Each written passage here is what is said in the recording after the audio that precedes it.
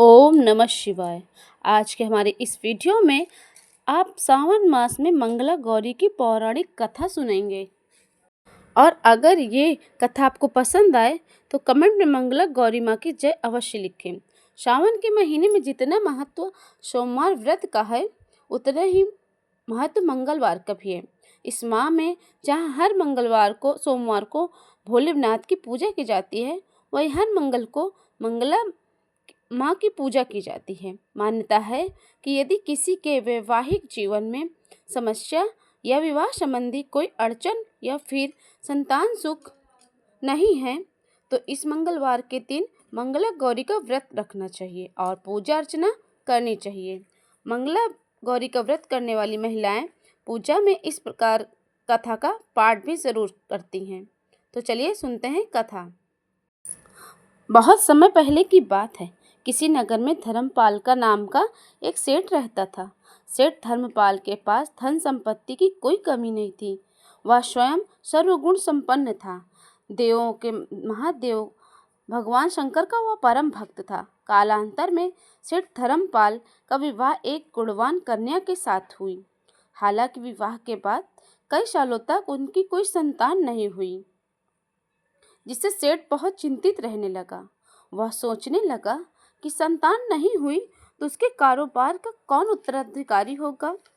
एक दिन धर्मपाल की पत्नी ने संतान के संबंध में उसे किसी पंडित से संपर्क करने की सलाह दी।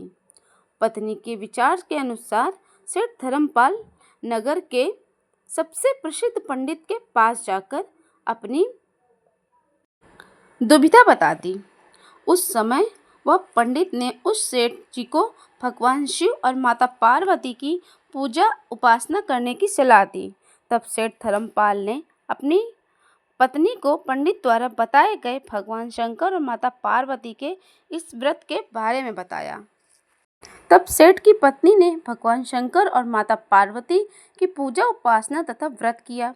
सेठ धर्मपाल की पत्नी की कठिन भक्ति से प्रसन्न होकर एक दिन माता पार्वती प्रकट हुई और बोली, मैं तुम्हारी भक्ति से अति प्रसन्न हूँ।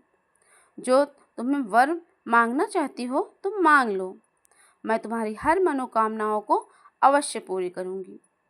उस समय सेठ धर्मपाल की पत्नी ने संतान प्राप्ति की कामना करी। माता पार्वती ने संतान प्राप्ति का वरदान उसे दे दिया। हालांकि संतान अल्प आयु थी। 1 वर्ष पश्चात धर्मपाल की पत्नी ने एक पुत्र को जन्म दिया और जब उस पुत्र का नामकरण किया गया तो उस समय धर्मपाल ने माता पार्वती के वचन से ज्योतिषों को अवगत करवाया। तब ज्योतिषों ने सेठ धर्मपाल के पुत्र की शादी मंगला गौरी वाली कन्या के लिए सलाह दी। ज्योतिषों के वचनानुसार सेठ धर्मपाल ने अपने पुत्र की शादी मंगला गौरी के व्रत करने वाली कन्या से कर दिया। कन्या के पुण्य प्रताप से धर्मपाल का पुत्र मृत्यु पाप से मुक्त हो गया।